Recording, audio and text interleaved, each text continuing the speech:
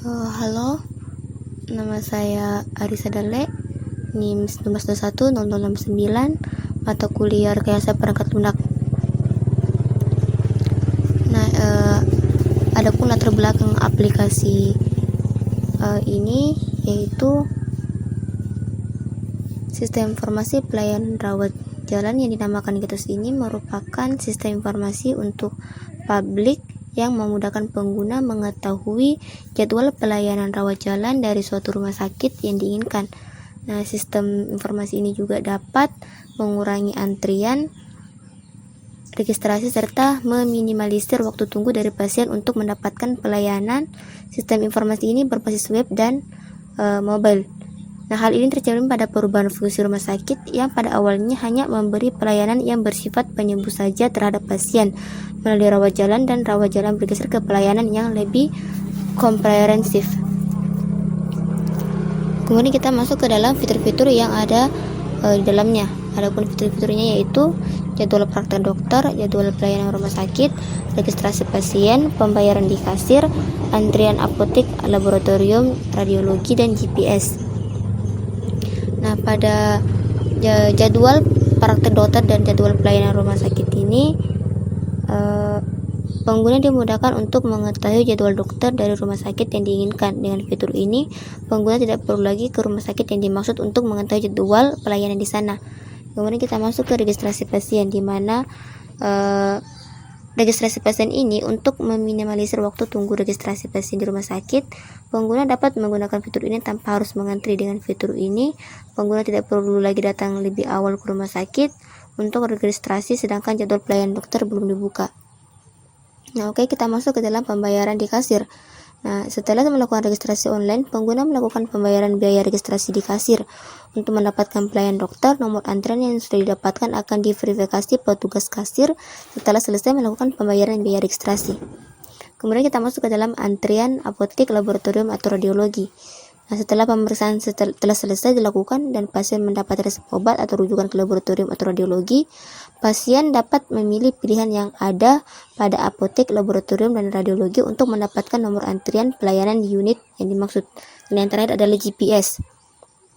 Nah, dalam fitur ini, sistem informasi memudahkan pengguna yang berdomisili jauh untuk mengakses lokasi dari rumah sakit yang akan dituju.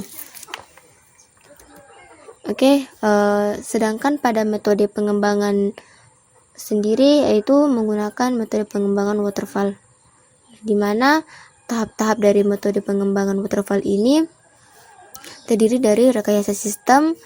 Nah, di mana rekayasa sistem ini dimulai dengan mencari kebutuhan seluruh sistem untuk diterapkan dalam perangkat lunak. Nah, kemudian analisis kebutuhan. Pada tahap ini, pengembangan sistem membutuhkan komunikasi yang bertujuan memahami perangkat lunak yang diharapkan oleh pengguna dan keterbatasan perangkat lunak tersebut. Kemudian kita masuk ke desain. Nah, di desain sendiri itu spesifikasi persyaratan dari tahap sebelumnya akan dipelajari dalam fase ini dan desain sistem disiapkan. Kemudian kita masuk ke penulisan kode program atau pengkodean. Nah, dalam fase ini sistem terintegrasi dengan sintaksis sehingga sistem informasi dapat digunakan sesuai kebutuhan.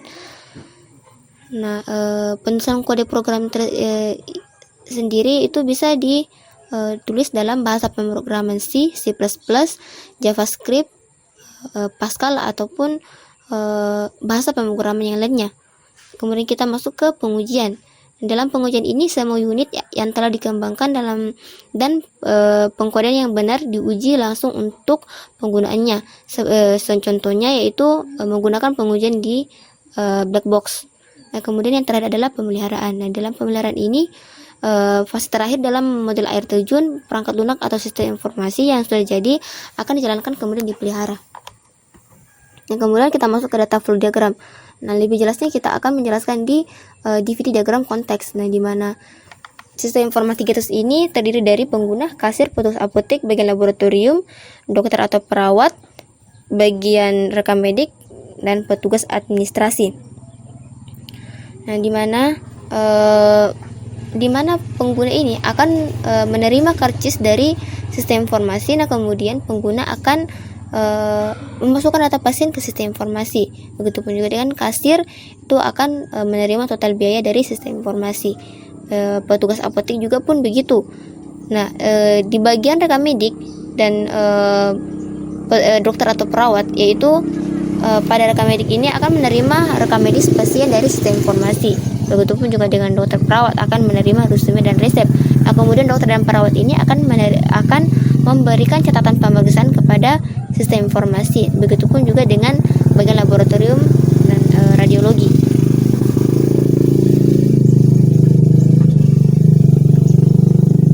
Oke, kita akan masuk ke DVD diagram level 1. Nah, di mana DVD diagram level 1 ini terdiri dari pengolahan data dan transaksi perawatan. Pengolahan data ini akan berhubungan dengan transaksi perawatan dengan cara yaitu dari pengolahan data akan memberikan resep rujukan kepada petugas apotek dan bagian laboratorium dan memberikan informasi juga kepada transaksi perawatan pasien, di mana transaksi perawatan pasien ini akan memberikan total biaya kepada kasir dan resume dan biaya pemeriksaan kepada bagian laboratorium serta biaya obat kepada petugas apotek dan hasil pemeriksaan laboratorium radiologi kepada dokter atau perawat. Terus di sini sudah ada UML diagram use case. Nah, di mana terdiri dari beberapa aktor, yaitu aktor pengguna, petugas kasir, petugas administrasi, bagian rekam medik, dokter atau perawat, petugas apotek, dan yang terakhir adalah petugas laboratorium radiologi. Nah, di mana pengguna di sini akan memasukkan data pengguna pasien dan melihat tagihan biaya pengobatan.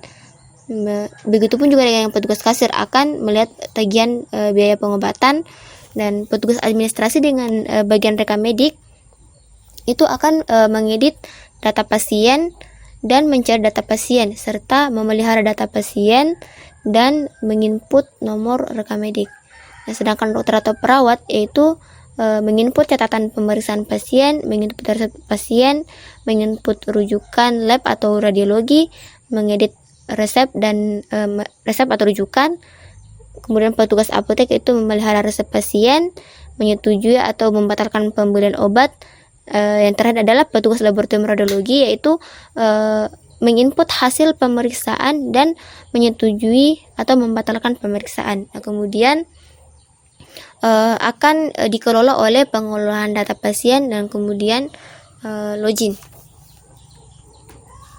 Nah, sekarang kita masuk ke dalam UML diagram activity. Nah, di sini sudah ada pengguna dan sistem. Nah, dalam pengguna ini kita akan login, kemudian masuk data pasien. Nah, kemudian di dalam sistem kita akan menekan tombol daftar, kemudian mengecek valid tidaknya data masukan. Nah, di situ ada tertulis iya. Nah, kemudian daftar pasien ke bawahnya. Nah, kemudian dari mengecek valid ini kita akan mengonfirmasikan pasien pasien tidak berhasil didaftarkan. Kemudian dari ya tadi ini kemudian konfirmasi pasien berhasil didaftarkan. Kemudian logout. Nah, begitupun juga dengan petugas administrasi, bagian rekam medik, dokter atau perawat, petugas apotek, dan petugas laboratorium atau radiologi. Begitupun dengan cara kerja yang dengan pengguna tadi, yaitu di petugas laboratorium itu akan login menggunakan menginput hasil pemeriksaan pasien, kemudian menekan tombol input dan akan mengecek valid tidaknya masukan data. Oke, sekian dan terima kasih. Wassalamualaikum warahmatullahi wabarakatuh. Jika ada kekurangan mohon dimaafkan. Terima kasih.